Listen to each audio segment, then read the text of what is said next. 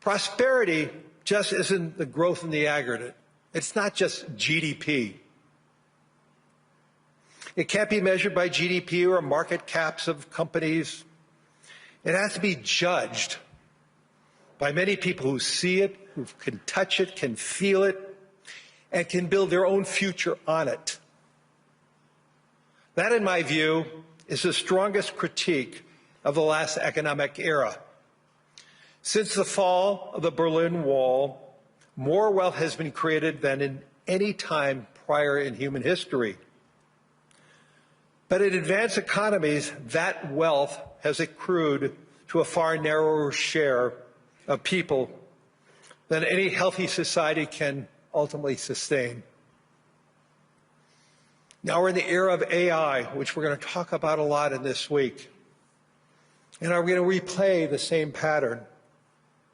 Early gains are flowing to the owners of models, owners of data, and owners of infrastructure. The open question, what happens to everyone else? If AI does to white-collar works that globalization did to blue-collar workers, we need to confront that today directly. It is not about the future. The future is now. Now with the abstractions about the jobs of tomorrow, but with a credible plan for broad participation in these gains.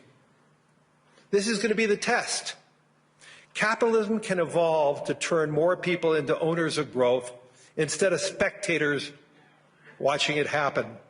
And that kind of change is truly hard, especially in a world of competing ideologies and assumptions about how the system should work.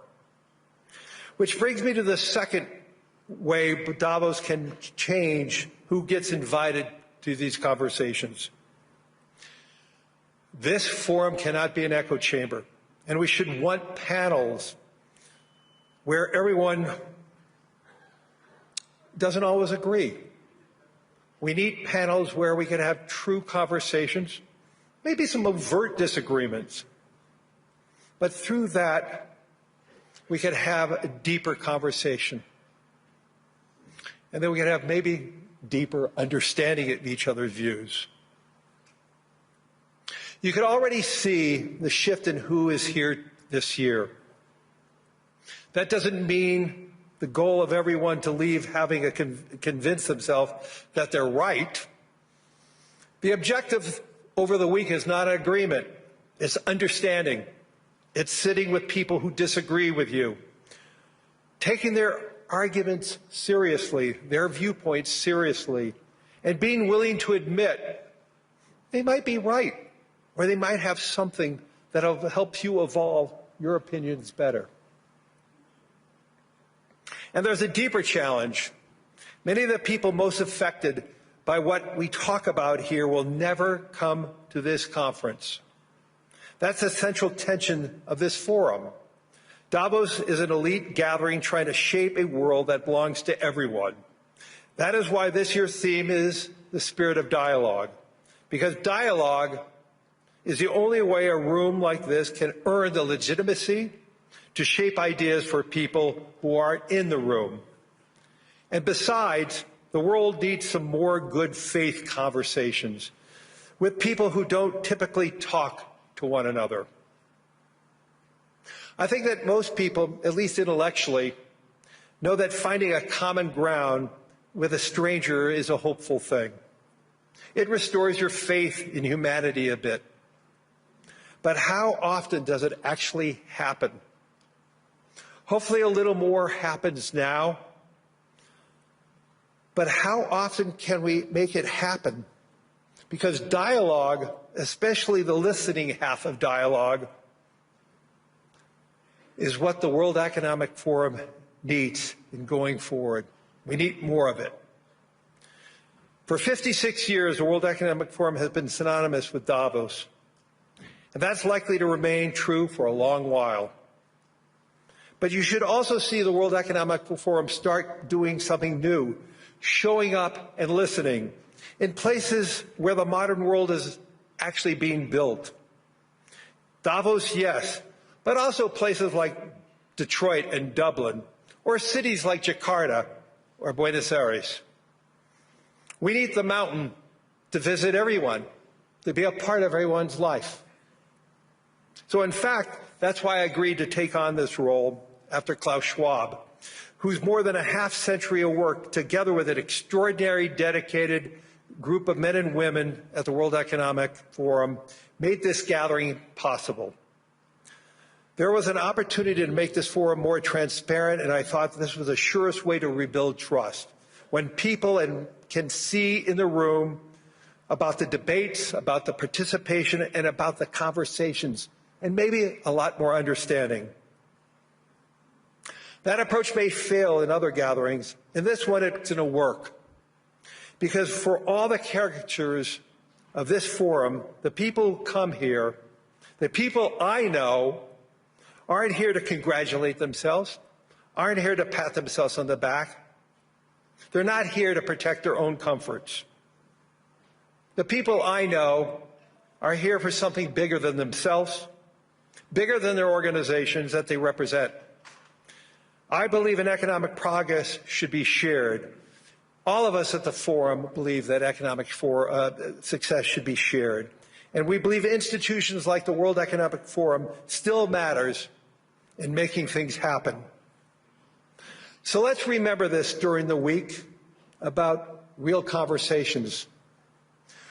Let us all commit to listen, to learn, to understand. And if we could all do that, we will all be better for that. Thank you. And now my co-chair.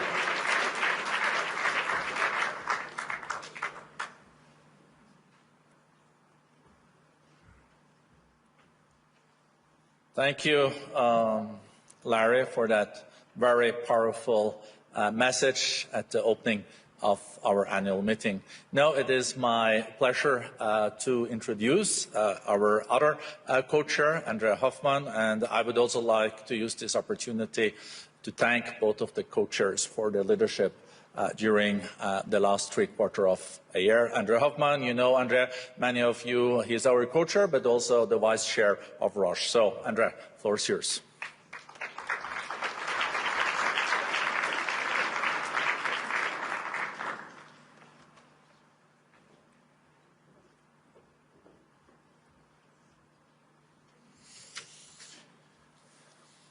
Your Majesties, Excellencies, distinguished forum partners, ladies and gentlemen, it is now also my turn to welcome you here in this meeting placed under the spirit of dialogue. At a time when science confirms that humanity has already transgressed 7 of the 9 planetary boundaries, as highlighted in a planetary health check in September 25 from the Potsdam Institute, the challenge before us is no longer one of just awareness, but of action, making the need for collective responsibility, decisive leadership and meaningful dialogue more urgent than ever, as Larry just underlined. For over half a century, leaders from across the globe have regularly gathered here in Davos, in Switzerland, to confront the defining challenges of our time. This was done as a community bound by shared responsibility for our collective future. This tradition, born from conviction that the great questions facing humanity demand dialogue against their differences, has never been more vital than it is today. At a moment when the world confronts profound questions about growth, about innovation, about technological transformation, and about our planet's future. At a moment where we need spaces where diverse voices can be heard, where we need just and safe places where diverse voices can be heard. At a moment where complexity must be examined from multiple perspectives so that we gain the insights we desperately need. This is why the World Economic Forum exists. Since 56 years, it is the international organization for public-private cooperation. A space where government, businesses and civil society come together and generate the insights that emerge when different worldviews actively actively illuminate one another. And this matters because in a world that feels increasingly divided, progress depends on our ability to listen and engage across differences. Could I ask my wife to give me the third page, which I left there?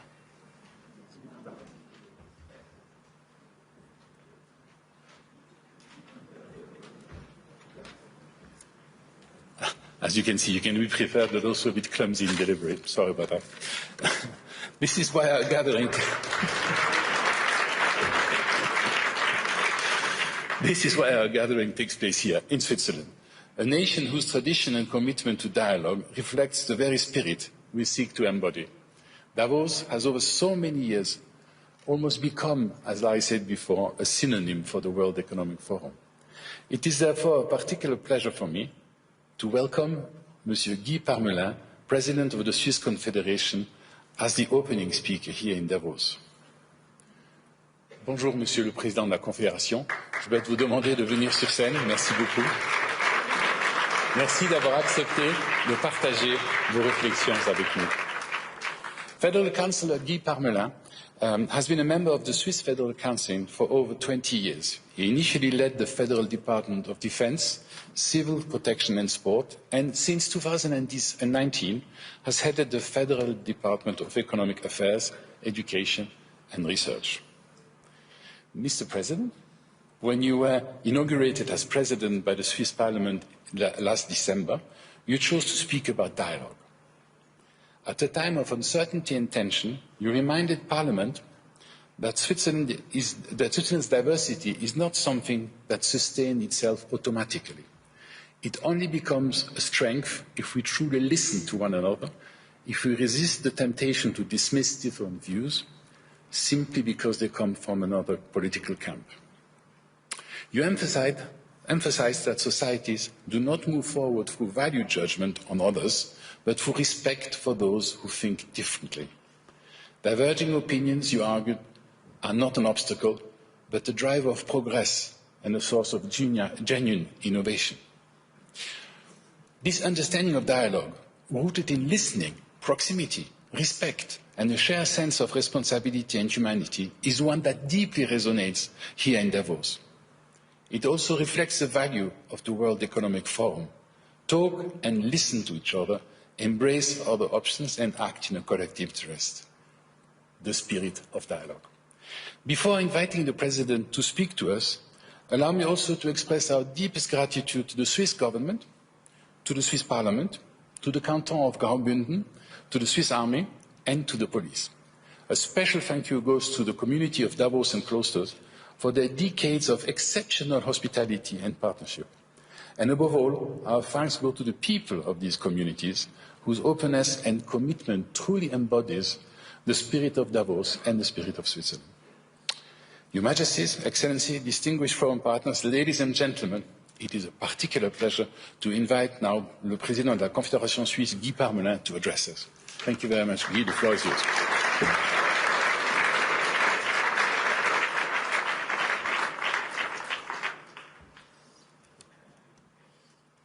Je vais parler français. Monsieur Hoffmann, Monsieur Fink, Monsieur Bende, Excellences, Mesdames et Messieurs, en ma qualité de président de la Confédération suisse, je suis particulièrement heureux de pouvoir accueillir autant de chefs d'État à cette rencontre annuelle du Forum économique mondial. Une telle affluence prend un sens particulier en cette année qui a commencé tragiquement pour notre pays. Aussi, la Suisse tient à remercier tous les pays concernés du soutien et de la solidarité qu'ils nous ont témoigné lors du drame de Crans-Montana. Il est impressionnant de constater qu'une catastrophe peut mobiliser les énergies, renforcer la cohésion internationale et nous unir au-delà de l'adversité. Et cette unité doit cependant transcender les événements particuliers, aussi dramatiques soient-ils. Elle doit imprégner dans le temps les relations entre nos pays, car ce n'est qu'ensemble que nous pourrons trouver des solutions solides aux grands défis de notre époque. L'année 2025 en a révélé un certain nombre. Elle a éprouvé des secousses géopolitiques, économiques et numériques à l'échelle planétaire. Et ces changements sont perceptibles partout. Ils infusent dans notre quotidien, et cela jusqu'au Forum économique mondial, pour lequel l'année écoulée n'a pas été de tout repos. La présente édition et ses nombreuses autres de marque attestent néanmoins l'importance de la résilience et du dialogue dans l'assise de nos institutions et de leur capacité à faire face. L'année 2026 esquissée laisse déjà entrevoir les bouleversements à venir et les foyers de crise aussi. Aux situations difficiles de l'Ukraine, de Gaza et du Soudan sont venues s'ajouter celles du Venezuela et de l'Iran, pour ne citer que celles-ci. En matière de politique économique, le protectionnisme s'est renforcé à l'échelle mondiale. De plus, les nombreuses questions en suspens concernant le rôle et le contrôle de l'intelligence artificielle demeurent sans réponse. Nous ne nous en étonnerons pas, pour l'homme, l'immobilisme n'est pas une option. Ou pour le dire avec Henry Bergson, exister consiste à changer. Et cette année sera ainsi marquée par des avancées technologiques aussi bien que par des interrogations à la fois économiques et sécuritaires. L'essor fulgurant de l'intelligence artificielle est ainsi appelé à transformer profondément le visage de notre société. Les changements qu'elle impose sont perceptibles à chaque instant dans tous les secteurs de la vie humaine, dans l'économie, dans l'administration, dans notre vie privée. Ils modifient notre façon de travailler, de communiquer, de prendre des décisions. Et à ce titre, ils sont à la fois des risques et des opportunités, la transformation numérique véhiculant aussi bien les dangers de la cybercriminalité, de la désinformation, que les perspectives enthousiasmantes, en particulier dans le domaine de la santé. La technologie n'est jamais bonne ou mauvaise en soi, elle est ce qu'on en fait. Et pour s'en faire une alliée positive, il faut que ses utilisateurs aient le sens des responsabilités. Mais les changements ne sont pas qu'affaires de fulgurance. En tant que ministre de l'économie, formé à l'école de la Terre, je suis bien placé pour expliquer que le succès durable dépend d'une planification précoce et prévoyante. Et cette règle, elle est valable dans de nombreux autres secteurs où les investissements ne génèrent pas des revenus immédiats. Et je pense notamment à la recherche, dont je suis également le ministre de tutelle. La réflexion à long terme, elle est nécessaire en toutes circonstances. Elle est aussi dans les tempêtes. Elle doit notamment nous aider à forger le progrès sur le feu de nos valeurs fondamentales, sans oublier leur sens ni leur rôle. Excellences, Mesdames et Messieurs, la Suisse tire sa force notamment de la constance qui contribue à garantir la stabilité politique. La constance n'est pas source d'immobilisme, elle est au contraire le fondement de ce progrès. Notre pays a la chance de disposer d'un excellent système de formation et de recherche dont la capacité d'innovation est reconnue bien au-delà de nos frontières. Dotée au surplus d'une économie ouverte tournée vers l'exportation, la Suisse fait partie intégrante de l'économie mondiale. Et le Conseil fédéral s'engage avec vigueur pour que notre pays puisse continuer de participer avec succès à la vitalité de cette économie. L'une de nos priorités en ce moment est de pouvoir stabiliser et développer nos relations avec nos partenaires les plus fidèles et les plus significatifs. Et la Suisse souhaite par ailleurs poursuivre la diversification de ses relations internationales, notamment dans les domaines commerciaux et scientifiques. Même durant la période actuelle, encline au protectionnisme, nous croyons au succès du libre-échange et nous voulons développer notre réseau d'accords en la matière. Et pour y parvenir, il faut pouvoir mener des négociations d'égal à égal qui donnent de bons résultats pour le bien de toutes les parties. Des accords de ce type, réciproquement avantageux, ne tombent pas du ciel. Mais nous avons la capacité de les construire pas à pas. Pour ce faire, les contacts personnels et la volonté de dialogue sont indispensables. Nous en disposons. Le Forum économique mondial concourt à ce dialogue depuis toujours et je le remercie de nous offrir encore cette année en Suisse, de surcroît, cette extraordinaire plateforme internationale d'échange. La Suisse est au diapason. En tant que pays neutre, elle est en mesure et désireuse d'assumer ses responsabilités en faveur d'un ordre international fondé sur des règles, sur les droits de l'homme et la liberté du commerce. Ces valeurs nous caractérisent depuis toujours. Cette année, la Suisse assume une tâche particulièrement exigeante en présidant l'Organisation pour la sécurité et la coopération en Europe. Mais la force diplomatique de notre pays réside également dans sa pratique reconnue des bons offices, à laquelle la Genève internationale offre une scène à la mesure des enjeux en présence. Il faut savoir la Suisse toujours disponible à cet égard. Excellences, Mesdames et Messieurs, nos différentes positions nous offrent des perspectives imprenables sur l'évolution de notre monde et sur les dangers qui le guettent. Elles nous offrent aussi la hauteur de vue et les liens nécessaires pour que ces changements puissent être abordés avec les moyens adéquats et de façon concertée. Société, sciences, économie et politique doivent en effet interagir dans une logique de partenariat, sans quoi les problèmes ne pourront être abordés que de façon partielle et imparfaite. J'ajoute qu'il faut savoir faire preuve de courage pour s'investir dans une tâche de cette ampleur avec l'ambition de la mener à bien. Le courage d'innover, le courage de rester fidèle à ses valeurs, le courage de demander assistance ou conseil si nécessaire, le courage enfin de s'engager dans la durée comme le fait le vigneron face au rythme lent et implacable de la nature. Nous verrons ce que l'intelligence artificielle a à nous offrir. Nous serons certainement encore stupéfaits, peut-être éblouis, mais ce qu'elle ne parviendra jamais à faire, c'est à fédérer les cœurs ou à attirer les mains secourables comme nous l'avons vécu au début de cette année en Valais. La solidarité et l'humanité ne font pas partie du vocabulaire digital. Je veux y voir un heureux présage pour l'avenir. Je vous remercie de votre attention.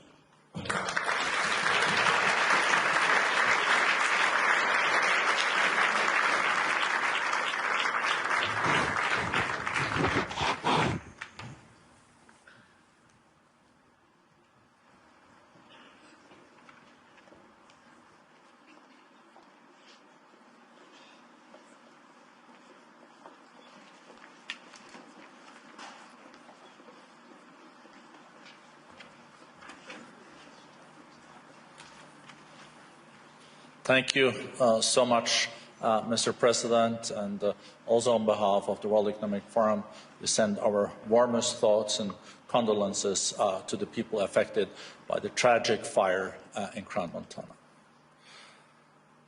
Ladies and gentlemen, it is really my great honor to welcome one of the most influential and respected leaders on the global stage today.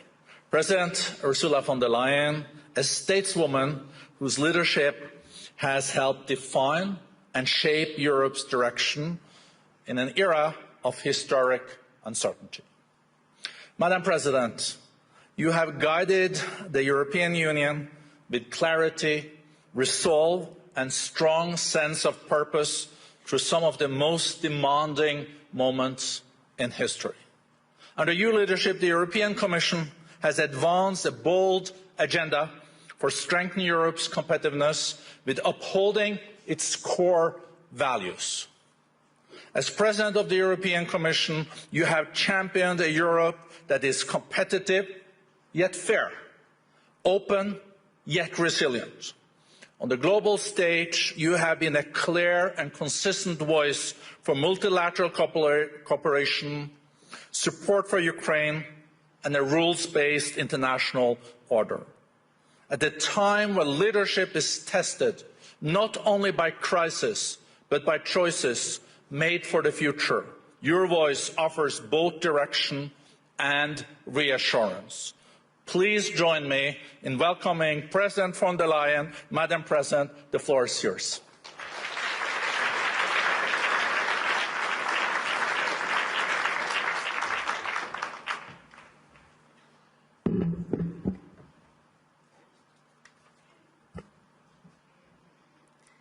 President Brende, dear Volker, thank you very much for the warm welcome. Your Majesties, Excellencies, ladies and gentlemen, indeed, it is now 56 years since the first meeting here in Davos. And the idea of the founder, Klaus Schwab, was to create a platform to discuss the issues and the ideas of the day. Of course, the world has transformed completely since 1971. But the original idea of Davos has remained, as we just have heard in the speeches. So I was delighted that you have gone back to your roots with this year's theme, a spirit of dialogue. Because this spirit is all the more important in a world that is more fractured and more fractious than ever. 1971 was the year of the so-called Nixon shock and the decision to delink the US dollar from gold. In an instant, the foundations of the Bretton Woods system and the entire global economic order set up after the war effectively collapsed. But it also had two major effects. It inadvertently created the conditions for what would become a truly global order, and it provided a sharp lesson for Europe and on the need to strengthen its economic and political power.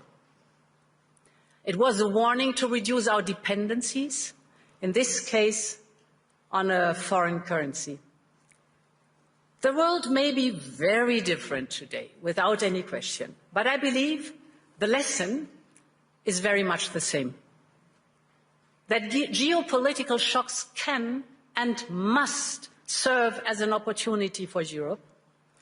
And in my view, the seismic change we are going through today is an opportunity, in fact, a necessity, to build a new form of European independence. And this need is neither new nor a reaction to recent events. It has been a structural imperative for far longer.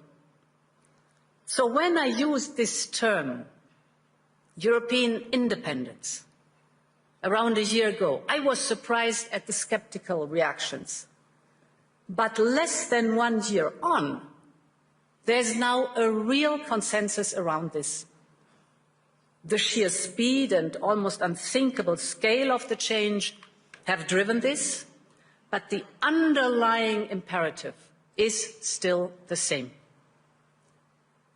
The good news is we acted immediately, whether on energy or raw materials, defense or digital, we're moving fast. But the truth is also that we will only be able to capitalize on this opportunity if we recognize that this change is permanent. Of course, nostalgia is part of our human story, but nostalgia will not bring back the old order. And playing for time and hoping for things to revert soon will not fix the structural dependencies we have. So my point is, if this change is permanent, then Europe must change permanently too. It is time to seize this opportunity and build a new independent Europe. And ladies and gentlemen, this new Europe is already emerging. On Saturday, I was in Asunción, in Paraguay, to sign the EU-Mercosur trade agreement. It was a breakthrough after 25 years of negotiations. And with it, the European Union and Latin America have created the largest free trade zone in the world, a market worth over 20% of global GDP, 31 countries with over 700 million consumers, aligned with the Paris Agreement. So this agreement sends a powerful message to the world. that we are choosing fair trade over tariffs, partnership over isolation, sustainability over exploitation, and that we are serious about de-risking our economies and diversifying our supply chains. And that will not stop in Latin America. Last year, we reached new agreements with Mexico, Indonesia, and Switzerland, our host country. We're working on a new free trade agreement with Australia. We are also advancing with the Philippines, Thailand, Malaysia, the United Arab Emirates, and more. And right after Davos, the next weekend, I will travel to India. There's still work to do, but we are on the cusp of a historic trade agreement. Indeed, some call it the mother of all deals. One that would create a market of 2 billion people, accounting for almost a quarter of global GDP. And crucially, that would provide a first-mover advantage for Europe, with one of the world's fastest growing and most dynamic continents. Europe wants to do business with the growth centers of today and the economic powerhouses of this century, from Latin America to the Indo-Pacific and far beyond. Europe will always choose the world, and the world is ready to choose Europe.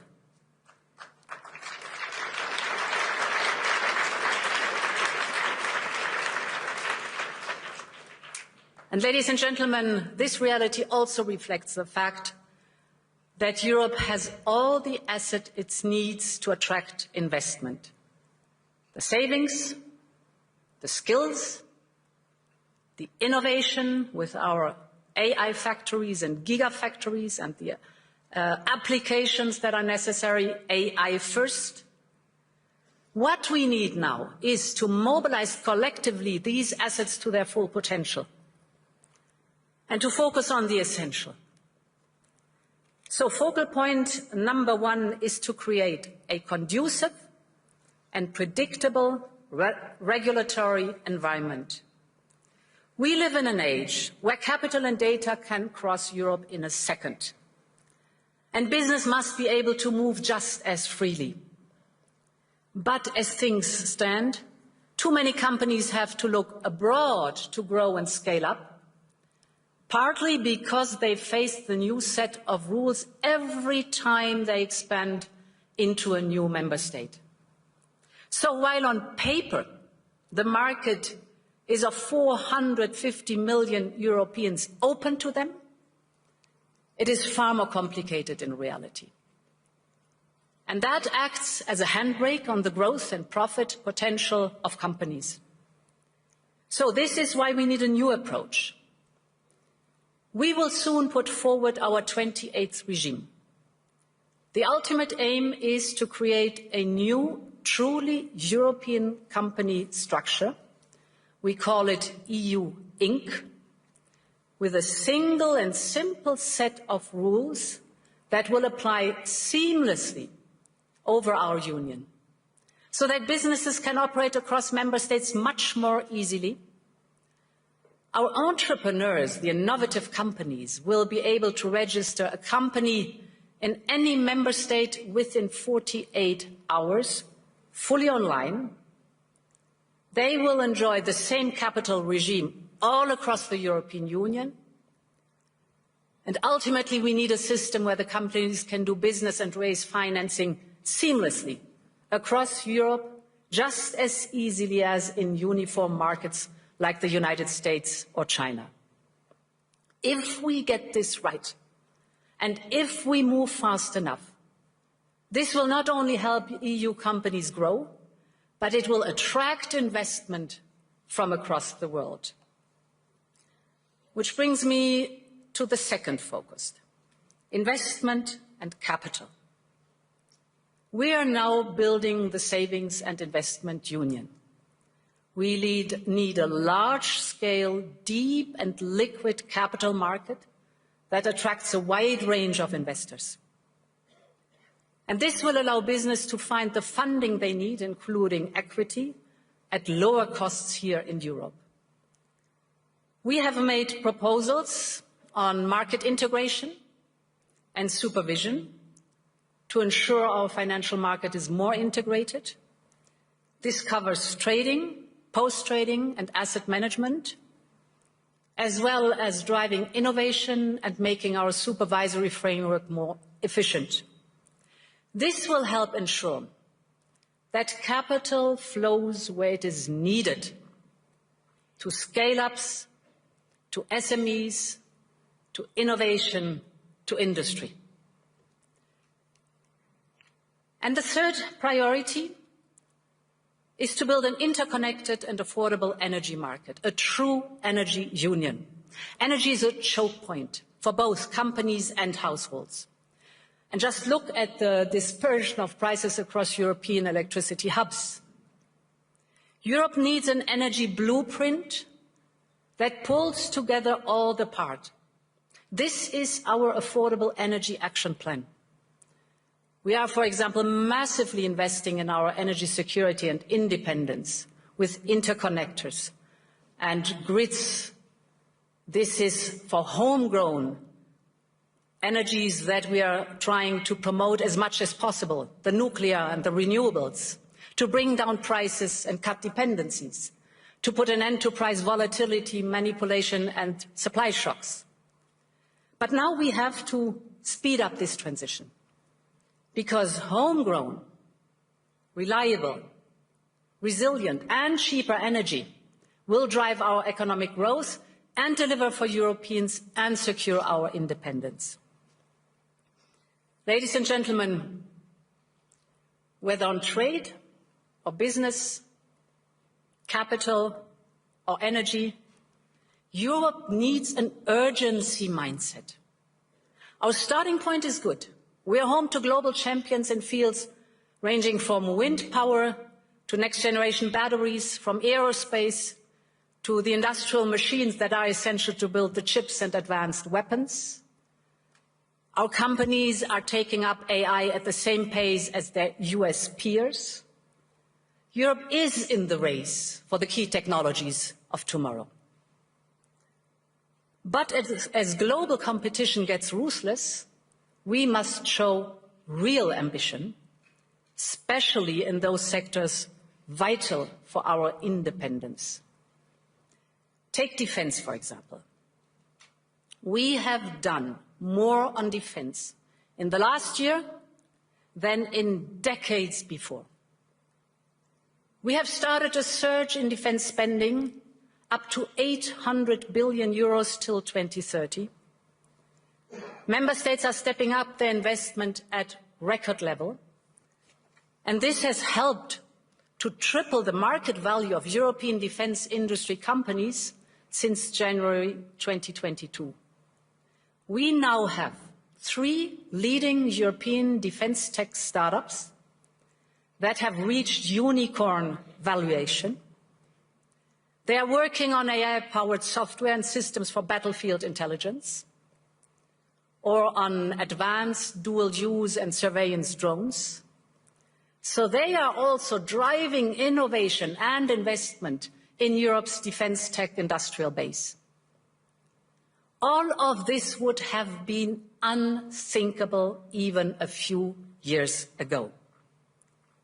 This now only shows how economy and national security are more linked than ever, but also what we can do when Europeans have the will to match the ambition. So, ladies and gentlemen, this need for ambition is most important when it comes to the security of our continent. In just over a month, we will mark the 4th anniversary of Russia's war of aggression against Ukraine. 4 years on, Russia shows no sign of abating, no sign of remorse, no sign of seeking peace. On the contrary, Russia is intensifying its attacks, killing civilians every day as we speak. Just last week, its bombing of Ukraine's energy infrastructure left millions facing darkness, cold, and water shortages. This must end.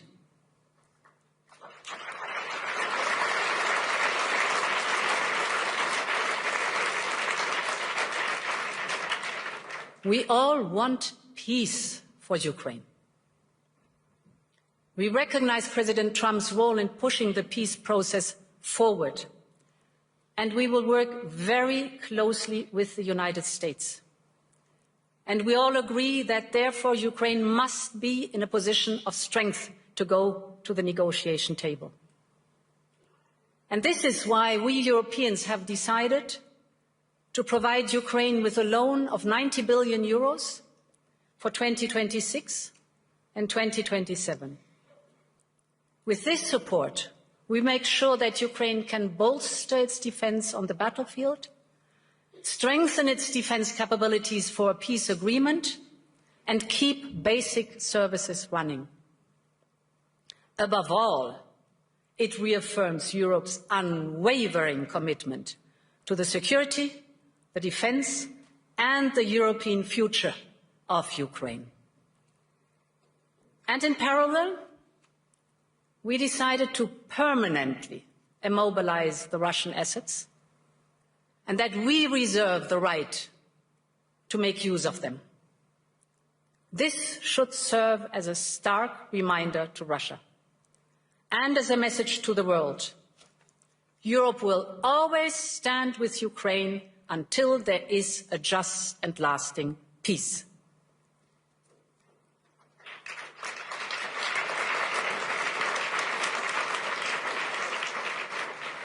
Ladies and gentlemen, I've spoken a lot today about European independence, on partnerships, on prosperity and security.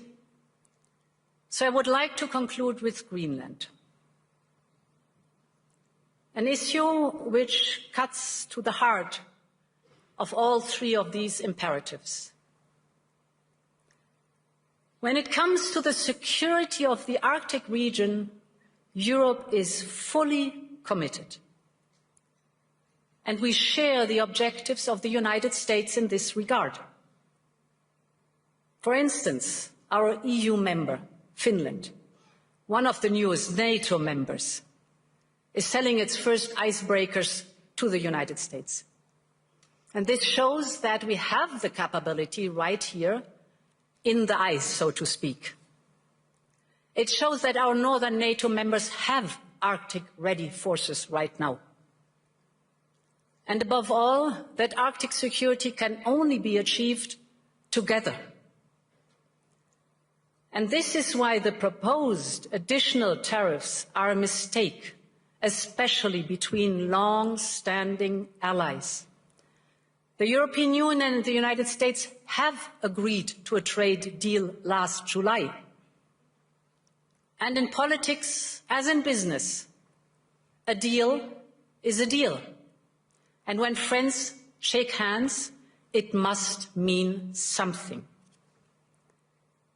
Ladies and gentlemen, we consider the people of the United States not just our allies, but our friends. And plunging us into a downward spiral would only aid the very adversaries we are both so committed to keeping out of the strategic landscape.